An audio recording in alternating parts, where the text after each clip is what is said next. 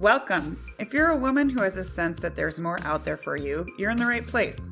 I'm Whitney Baker, host of the Electric Ideas podcast. Somewhere along the line of work and kids, life carried on, but I lost track of my truth. I'm on a reflective journey, and that's what this podcast is all about. Each week, I interview a woman who is lighting her own path and offering others hope. Before our conversation ends, we'll share a reflective question for you to explore. Sometimes all we need is a jolt, a fresh idea, an aha moment that connects us to a sense of possibility. This, my friends, is what I call an electric idea. Welcome back to Electric Ideas. I'm your host, Whitney Baker. I want to start today out with a super important announcement. Doors are open for Season to Shift, my 6-week mastermind for moms, which comes around only a couple times a year. And I actually want to share something a little extra personal with you today. I was connecting with a mentor yesterday, and I'm a very passionate person. I'm passionate about what I do. I'm passionate about how I live my life. And she reflected back to me that for how passionate I am about what I do, that sometimes I use kind of watered down language to describe it. And this struck a chord, I'll be honest, because it's very personal. The mastermind I created was built from scratch based on decades of personal life experience, professional trainings. And the format for what we do came to me rather intuitively based on what I felt like really moved the needle for myself in my own journey. But I had this realization that I was almost continuing to play small a little bit myself by watering down my offer and talking about it in a way that maybe feels vague. So if you're here, you're with me on this journey of electric ideas, my guess is that you too are somebody who wants to continue to evolve and expand and step into your potential. And while I have done so much work in this area, I'm realizing I still have work to do to peel back the layers, to really share my powerful, authentic voice with you. So I'm over the lukewarm, tepid waters in terms of talking about what I do. I'm fired up. This is the 4th time I've taught this program, and I have loads of feedback about how positive and transformational it's been for the women who have joined me. And based on feedback, I've continued to evolve it and grow it and iterate. And now I feel like it is set. So if you are a mom who feels like you have talent and passion in areas of your life that you're longing to explore, but somehow between the job and the responsibilities and the kids, you just cut off the line to allowing yourself to expand, but you'd rather claw at your eyes than go another year feeling like monotony, feeling stuck, feeling like most of your life is just putting out fires for other people or responding to logistical emails. And I want you to feel lit up about your own life. I want you to feel connected to your inner self again, and like you can start taking meaningful action towards feeling lit up and like yourself once again. If this sounds like you, claim your spot today in my Season to Shift Mastermind for Moms. There's a link in my show notes. If you have any issues or questions, you're always welcome to email me at whitney@myelectricideas.com. I hope you boldly choose yourself today. I hope to see you starting on January 31st. And now we've got this beautiful episode to share with you today. Dr. Karen Tilstra is our guest, and she's an author and founder of The Creativity Effect. She's an expert in innovation and creativity and has such a long bio that I will just try to give you the highlights. So Dr. Tilstra has worked with various Fortune 500 companies. She's established innovation labs in all kinds of different sectors. She's worked in healthcare, sports, government, and universities. She co-developed the nation's first undergraduate program in innovation and social entrepreneurship. She's a 2-time TEDx speaker and a certified educational psychologist. Her PhD is in creative leadership. She's written multiple books, but today we're discussing her book called The Death Line: Stopping the #1 all-time killer of human potential. Doesn't her book title alone just make you want to freeze and find out how you're killing your own potential? Let's hop into the show and find out. All right, Dr. Tilstra, welcome to the show. Thank you. It's an honor to be here. I have found in reading your book, your career is really interesting because your background is in educational psychology. And then you also have a doctorate degree in creative leadership. And something that really stood out to me is that you've worked with leaders across so many industries and people of all different levels, all different ages. And you had some really profound realizations about commonalities of where you think we're kind of universally killing human potential. So let's start there. I know that's a big loaded question, but I just want to get right into it. I think what I was surprised about as I progressed through my career is that we're all the same. If we're frontline staff, middle managers, top leaders, everybody is afraid of failing or looking stupid or making some kind of mistake. And so we sub-optimize. And when we become aware of it, we can get better at not doing that. But we will second guess ourselves or, oh, you know what? I'm not going to say that, or I can't be that vulnerable. So I found that to be across the board. It's something we all share. One thing you said in the book, and this is a quote, it says, their fear caused them to become aggressive, hesitate, withdraw, remain silent, shrink, make poor decisions, choose the wrong direction, or stifle the truth. Man, that last part, the stifle the truth, really sat with me. And I had to think about that one. Tell us about that. Well, I used to think way back that top leaders, they had it all together and that they would be willing to speak truth, or they would be willing to be honest, be vulnerable, and that it was the frontline people that were afraid to speak truth to power or didn't feel they had much to offer. But as I started working with people all different levels from many different industries, it was a commonality that fear kept us from being who we were, embracing our true creativity, speaking with a clear voice. It didn't matter. And in fact, we were at one point, I helped different organizations build innovation labs and train the teams to work in these labs. And it was such a prominent moment for me when the top leader of a very significant Fortune 100 company was sitting in our lab, and we were helping them to kind of reimagine one of their medical devices. And the top leader said to me, this is such an awesome process we're going through because we don't really know what we're doing. And we don't want anyone to know that. And therefore, we don't oftentimes share the truth. And I was just looking at him. I said, really? And then I said, okay, that's just him. But then I found that top leaders have a lot of pressure. They're almost always really good people. And they, because of the power of their position, they oftentimes feel they can't be vulnerable. They can't let people know what's really going on. And the same applies to frontline staff. They might be very honest in the break room, but when the time comes, they oftentimes to really maybe speak truth to power, it's hard to do. And that's where I developed this theory, the death line, because I started seeing, as we were working with different people on either innovation projects, reimagining different processes and equipment, or social innovation, or even change management, that everybody was gung-ho, yeah, let's do it, let's innovate, let's change things, let's do this. But when it came down to it, to honestly be vulnerable, be authentic, it was hard for people, especially in a system where there was a strong hierarchy.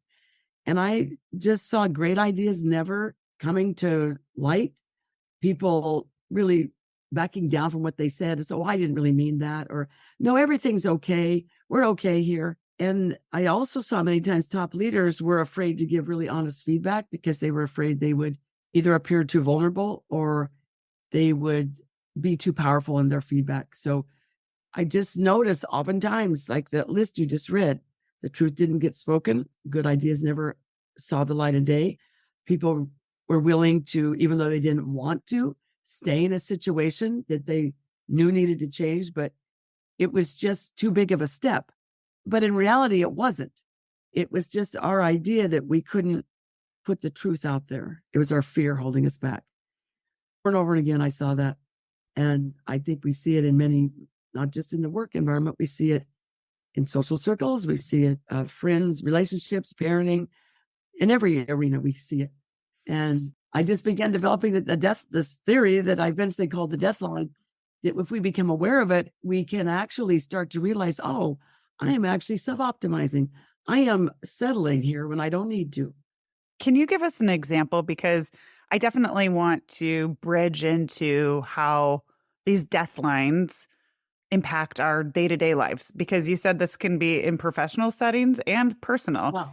Can you share a story of maybe you or someone you've worked with where you feel like they stumbled upon their death line and you think potentially held themselves back from something bigger because they couldn't cross it?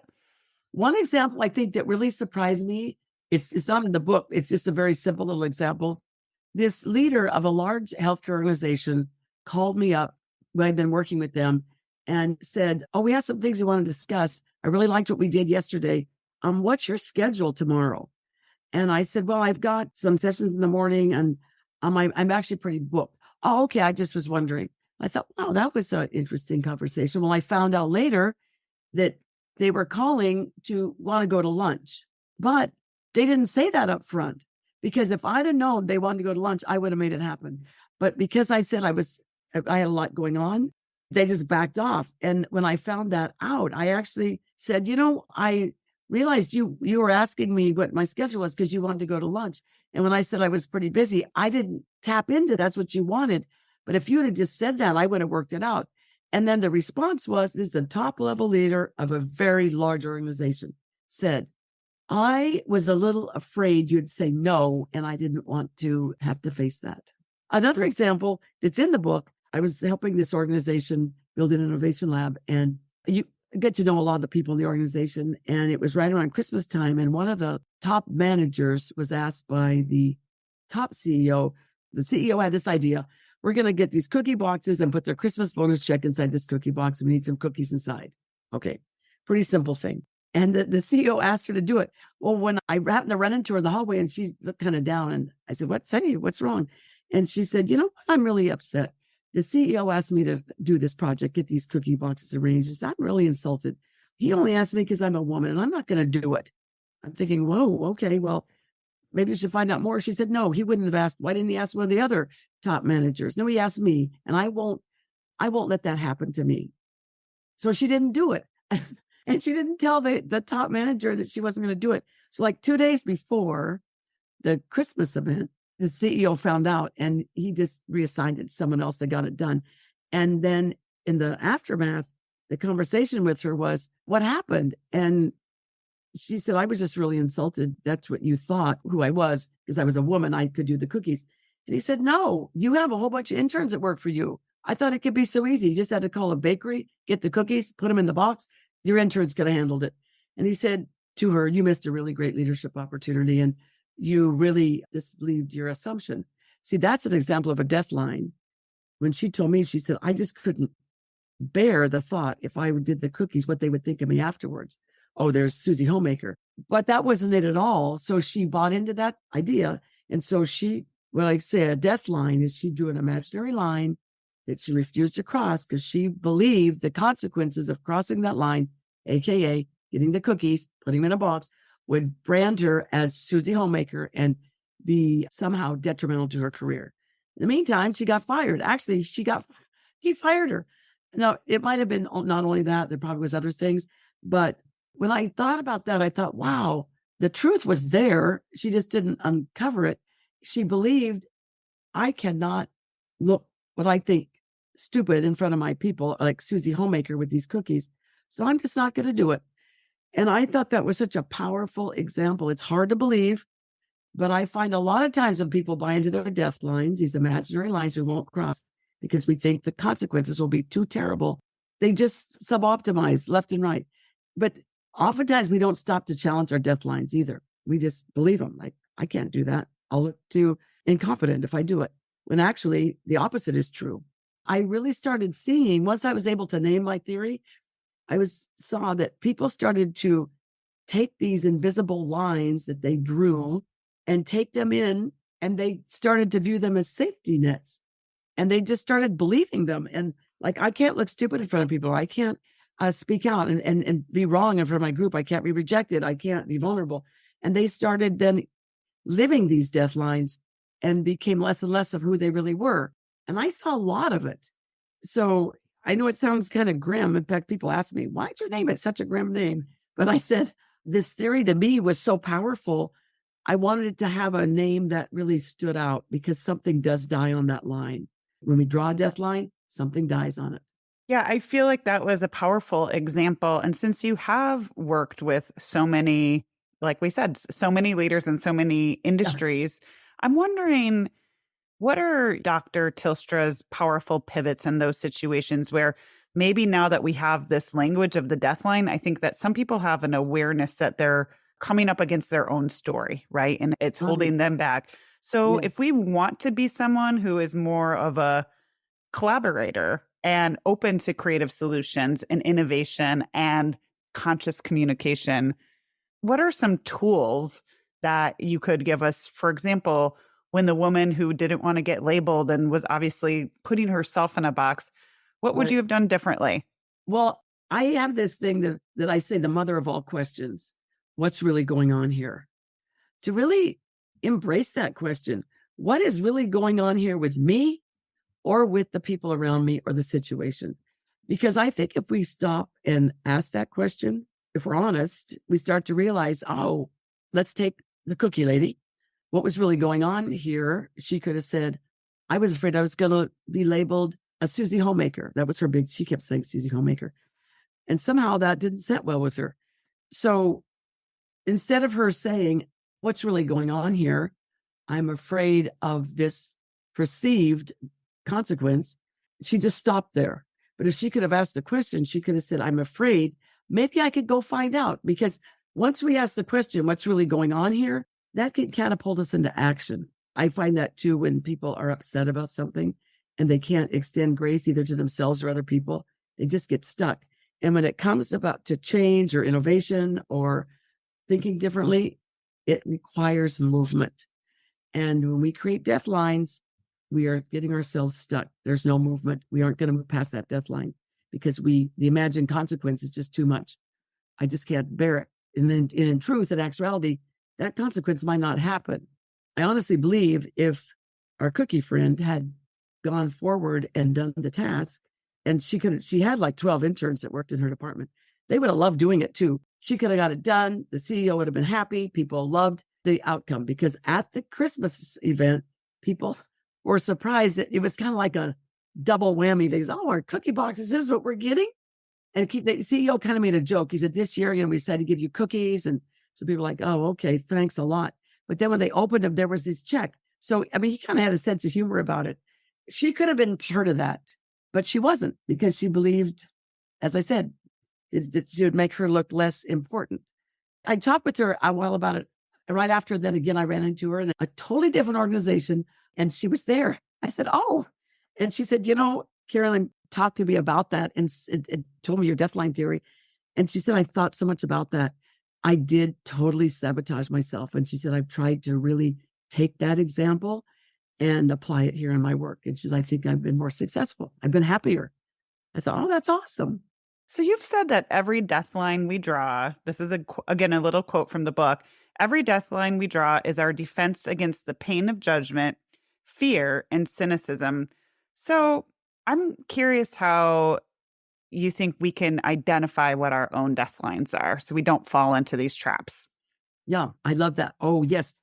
Well, if we can just slow down and accept the fact that not everybody has all the answers around us. Because I found that many competent people in situations would oftentimes, when you say we're working with a project, I worked with a lot of projects, people, change management, innovation, creating spaces for innovation. And I found that once you start talking about innovation or creativity, people are like, oh, no, not me. I'm not creative. I'm not creative.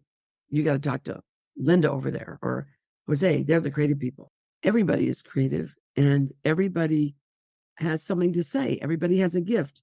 And it's our beliefs that we're not and that everybody else knows better or is better or can do better. And I know that sounds kind of funny because it's like, no, someone might say, I don't believe that. I think I can do things. But I've seen it when we get working into the field of creativity and have to start working on changing things or designing things. we see people start to collapse. What I mean by that is like, oh yeah, I'm not very good at this. When in actuality, they are. So those lines we draw, we can start saying when we start feeling like that, we start feeling like, oh, not me. I'm upset. I'm frustrated. I'm getting defensive. Those are signs that we are somehow arriving at a death line. And I find that the closer one gets to their death line, the worse their behavior becomes, either defensive, closed down, irritable. And the key, though, is we don't oftentimes even know these death lines. We just know that we don't want to look stupid in front of the boss, or we don't want to be wrong, or we don't. Well, here's an example that I thought was so interesting. I was working in an organization, and I was working with the COO. And one day she came in, I was down in the innovation lab, and she's, oh, I just made a career killing move or something like that. And I thought, what's that mean? And she said, well, I just called the boss, and I asked him if I'd meet him today. And he was golfing, and I forgot he was golfing. She says, I'm so embarrassed. I said, what? I doubt he cares. I mean, I was thinking, is that just, no, she said, I think that was a bad movement on my part. Well, it turned out it wasn't. It didn't matter. But the point for me is that the anxiety she had, she came down to the innovation lab to tell me that because she felt so anxious about it. And I said, well, first off, if he's completely thrown off by that, I would be surprised. And I would think if he was, he would need to do some maybe internal work.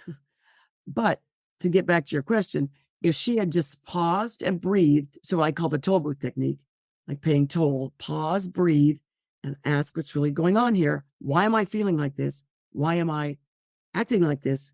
Or why is their behavior bothering me so much? Those are signs. When we get activated, we can ask ourselves, what's really going on? I think it kind of relates to road rage. You know, when my mother, I love her dearly, but whenever we're driving with her and if somebody cuts her off, she believes that they were out to get her. I said, Mom, they don't even know you. I doubt they even saw you. But her thing was, if you take a step back, I can't be invisible. And if I am, I'm going to be upset. Well, I think we can all relate to being cut off on the road. And most people, I think in this particular case, might not take it personally. I mean, some do, but a person who cuts you off might not even have seen you. But if we get upset, we can ask ourselves, why am I upset? What's really going on? Oh, I'm upset because I was offended they didn't see me. That can't happen, because if that happens, that's terrible. And terrible things will happen. It's like, no, stop. And I think that's what we have to tell ourselves sometimes, just stop. I think this is really helpful because I feel like especially women, and it can be in personal life or in professional environments, tend to ruminate unnecessarily and leak a lot of creative energy and life energy. Love that term, leak a lot of creative energy. Yes. Because I've worked in creative fields in a past life, and, you know, spending that, I hate to say it, I'm sure it's common with men too, but I don't see them second guessing and spending so much time worrying about perceived, you know, people being frustrated or upset with them, that sort of thing. So maybe you can, you know, even the simple one of this woman thinking she tanked her career because she called her CEO, you know, that when we look at it from a distance, it's kind of like, what? But why don't you walk us through, because I know you talk about the toll booth technique, and then also the idea, kind of circling back to what you said, like change can't happen without some sort of action is what you said. So I know that you talk about stopping at the toll booth technique. So I'm going to reflect that back to you. It's kind of pausing, taking some breaths, and again, asking that fundamental question, which you've shared, what's really going on here. So I like that total intentional pause before we get carried away with our own story, right? Yeah. And then after that, you talk about in the book wanting to bridge to move forward and take action. So let's talk about that. You call it the 4 ACEs. Can you give us kind of an eagle eye and talk through those a little bit? Yes, I'd be happy to.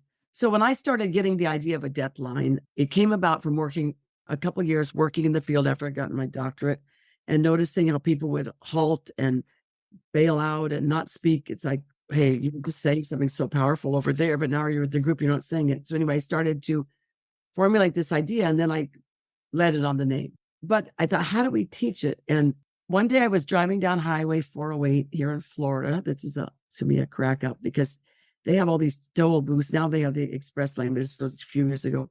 And they had just put the express lane in. I had a transponder and I hadn't renewed it. I realized I didn't have it. So I said, I've got to pull off and go through the toll. Well, the toll was 10 cents.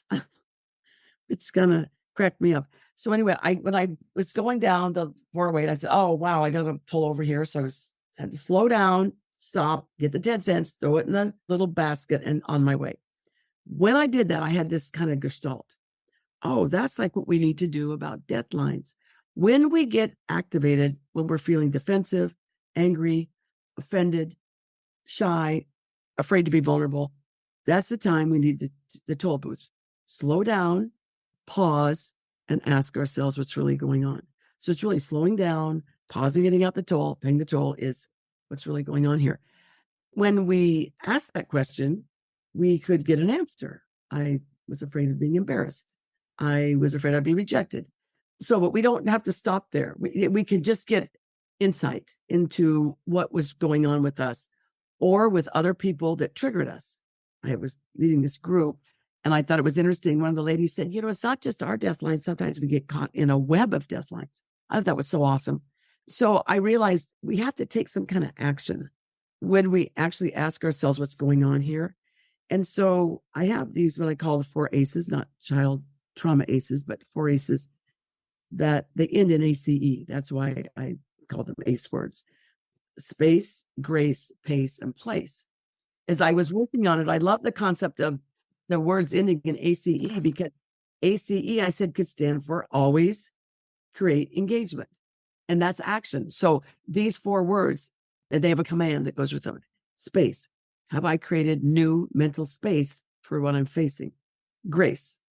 Have I extended grace to myself or others to what I'm facing to create movement? Pace. Am I allowing the right pace to happen? Do I need to speed up or slow down? Most of the time, what I've encountered working with organizations and leaders, everyone's at a rapid space, just moving lickety split. Sometimes we need to slow down. Sometimes we need to speed up. But to ask ourselves, what is the proper pace needed? Then the last one is place. Am I in the right place to handle this or to create a better outcome? And sometimes we need to move our place. I'm talking about physical place. So these require us to observe and question. They require us to suspend judgment and to embrace our creativity, to actually say, I am a creative person. I can do this. I am activated by a death line. So I want to back up from that. And I don't want this death line to imprison me or prevent me from the good things that could happen. So I want to go through the toll booth, pause, breathe, and ask myself what's really going on. And then one of these ACE words, space, grace, pace, and place, would one of them help me? Would all 4 of them help me? Would 2 of them help me? Would 3 of them help me? And then we now have some tools to work with.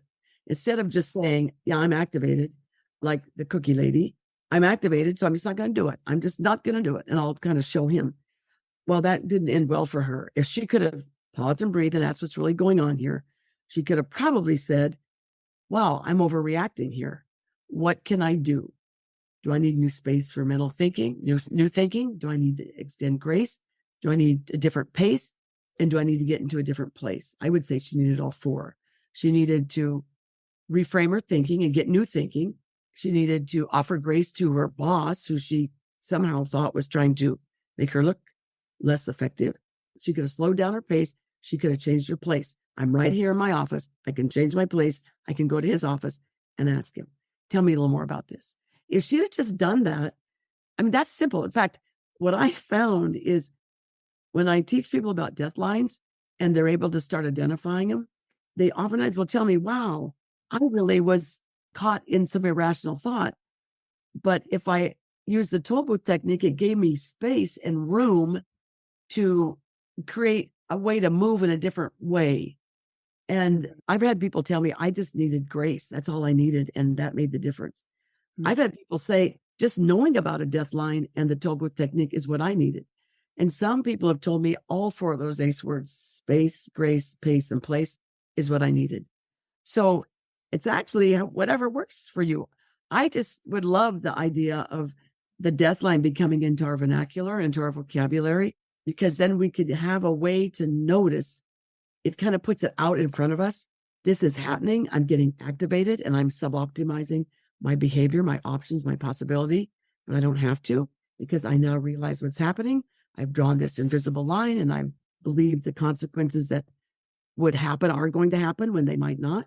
And they might not at all happen, because it's another way you could say robbing from the outcome.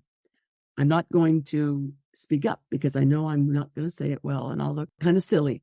Well, maybe you will, maybe you won't, but you'll never know because you don't do it. And a lot of people won't speak up. That's what I've learned too, which I've been surprised about in organizations. So many people have said, boy, I just wanted to say something, but I just didn't.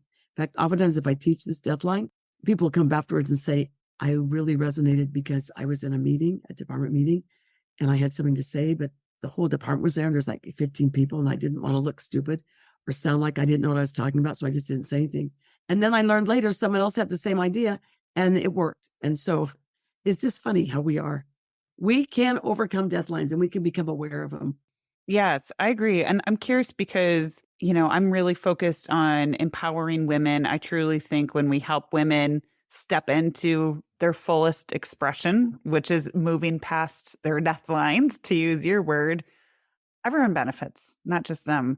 So, can you give us maybe an example that's outside of the workplace where you think a common deadline that women might hit and walk through the toll booth thinking with that example? Yes. Some of these seem so silly, but they're actually real.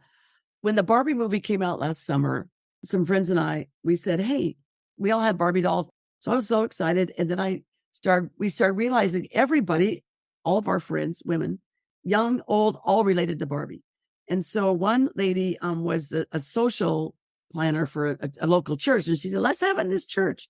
Okay. So there was like 45 ladies, or maybe actually more like 70 ladies, all coming in Barbie garb, old, young. They were bringing grandchildren. They were bringing young girls. Everybody was centering around Barbie. Then they were going to have this fashion show. Okay. So I was, you might say, in the inner circle that was helping plan this. So when the fashion show started, we're talking a silly little fashion show. It had no bearing on anything. It's just people stood along in this big room. People just got kind of drew to the sides and we made this little aisle and people walked down. I did not participate because I said, oh, I'll take the pictures, because I said, I'm going to feel really silly walking down here because in all truth, I felt like I'd gained some weight. I felt this is my Barbie outfit might not have been. So I just didn't do it. I took pictures. Okay. And then I kept telling myself, I should just walk down the aisle. What am I doing? But I didn't. And I kept telling myself, what kept me? And this is honestly what I thought. My Barbie clothes were not as authentic as some of the others. Some of these ladies really went all out. I just had this pink dress on and that hat that had this pink band on it. Nobody would have cared at all. People would have said, oh, there goes Karen. Yeah, okay. But I didn't do it. And I said to myself, okay, this is a deadline. I had this idea that I would look silly, that I had not really gone to the authentic Barbie look. And some of these people, believe me, Far Out Barbie was there. I didn't even know Far Out Barbie existed. Anyway, that's an example of I just sub-optimized my own experience because I thought I'd get judged. When I got home, I thought it was ridiculous. Why did I get caught up like that? So I have empathy and sympathy for people in all kinds of situations because that was a low risk, nothing to lose in that women's meeting. But I did not participate in that fashion show. And I was right there. Well, I appreciate your honesty because I think it's kind of this tale of getting in our own way and holding ourselves back from celebration and in the moment joy for fear of what other people might think when really no one else is even thinking about them. And a friend of mine, Sherry, came in as a professional Barbie. And I think when I saw her come in, I thought, oh, she's right on point. So I understand how deadlines work. I tend to be more extroverted. So you would think, why would I care? No, at that moment, I just said, I just feel embarrassed to be in this fashion show. But again, nobody would have cared. People would have cheered. Everybody was cheering for everybody. It didn't even matter. I mean, but I think that's a really great example that people could relate to because it's not working with some high-level leader. It's not doing some magnificent thing. It's just simply participating in a social event with a group of friends and still fighting with the deadline. Thank you for sharing that. So I know we're coming up against time. I just wanted to, just because again, you have such an interesting background when it comes to fostering creativity, new ideas, collaboration, and not getting caught up in fear of different or change. What's your best advice for empowering women and either language or practices or lifestyle to keep that door open for us? I think just do it. If you have an idea, just do it. Iterate it forward. Because when we have an idea, ideas are just little bursts of inspiration. They don't have to be perfect. You can try it. Try it in a small setting. Just do it. So many times I've heard people say, I wanted to do that, or I had this idea. I just never did it because I wasn't sure how to, or if people would accept it. Just do it. If you want to reach out to a friend, just reach out to a friend. If you're afraid to speak out in the whole group, just run it by someone to begin with. Just iterate it forward. The key is movement. Nothing happens without movement. And you see that in the hospital with in the heart monitor. If it's flat, that's not good. And I think that applies to our life. When we opt out of things, when we want to do something, but we're facing death lines, we create all these lines why we can't do it because we have these imagined consequences. Let's just do it. Just try it. I mean, it's not the end of the world if you fail. And you don't have to do it on a big scale. Just try it on a small scale. But try it because everybody's creative with leadership potential. And that's a message we don't hear often. But I've seen it. I know it. I worked in this field a long time. I was at Ed Psych before. Everybody is creative with leadership potential. And what I've told so many students, if you don't give your gift to the world, no one can give it for you. And the world will be lost to your gift forever. So just believe and try it. You're very obviously reflective and self-aware person. I'm picturing a do-over for Karen in her Barbie outfit, just like owning that runway. Do you have any other thoughts on just in general living without regret? Stop robbing from the outcome. Here's an example. Next week, I'm going to be making some short little videos. I'm working with a film person. This is a very competent person. And when I was arranging them yesterday, it was like, oh, I don't know, Karen, what if this doesn't work? And what if the people don't, because we're going to be filming some groups of people doing some things, getting empathy on anyway. And we better really practice it. I said, well, here's the thing we don't really have. It's kind of a go as we do or do as we go. And I finally said to him, I said, you are really a competent person. What's happening here? And he said, I don't want to disappoint you. And I know I'm going to disappoint you. I said, oh, no, you won't. I know you won't disappoint me because I'm not quite sure what we're doing. And we're going to discover it as we go. And sometimes when you're making short little videos, sometimes it's how you have to do it, even though it sounds crazy. And I thought that was so interesting because he was ready to say, let's postpone until after the year. And I just thought, wow, this is such a simple little thing we want to do. And I was trying to be empathetic.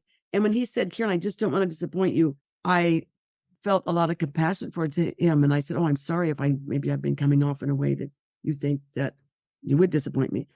And he said, no, I just hold that such a high standard to myself. And he said, there's so many jobs I turned down because I don't want to disappoint people. I said, oh, you won't disappoint me because we're going to co-create this. And he said, wow, that's so much freedom. And I don't view myself as some big guru or highly knowledgeable person. But at that moment, I just said, let's just co-create it.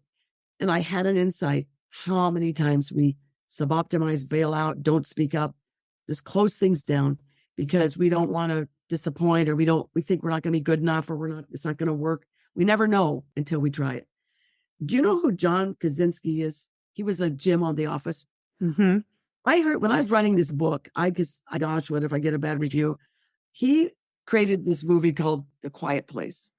So I'm interviewed the day it came out, and he said he couldn't go out of his house. He was just completely beside himself, freaked out because he said, I couldn't bear the negative criticism I was going to get. And his wife, Emily Blunt, said, well, maybe you won't get criticism. Or if you do get criticism, maybe it'll help you. And he said he had to actually get a hold of himself and say, I've got to embrace this because it's out in the world now and I got to just accept what people are going to say. That was so amazing to me to hear him say that because he's quite successful in The Office, gone on to be John Wick or Jack, whatever that program he's in. And I just said, even those people who have been successful, who are well known around the world, will still, at the moment of vulnerability, will collapse. And I think we can get a lot of courage from that. So if you want to do something, do it. Try it. If you don't succeed at first, that's okay. You learn more from failure than you do from success anyway. We learn from as we go. But if we don't do it, if we're not moving, if we don't step into what we want to do, it'll never happen. So give yourself grace. That's what I would say. Forgive yourself. And you might be amazed what it will do for others when you start to move.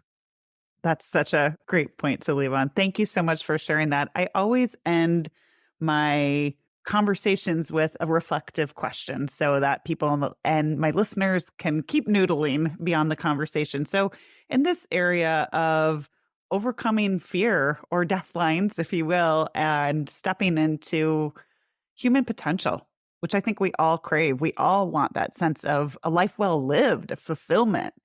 Yeah. What's one question women could be asking themselves more? This might sound kind of trite, but what would you do if you weren't afraid? Or what would you do if you knew you couldn't fail or wouldn't fail? I ask that to people.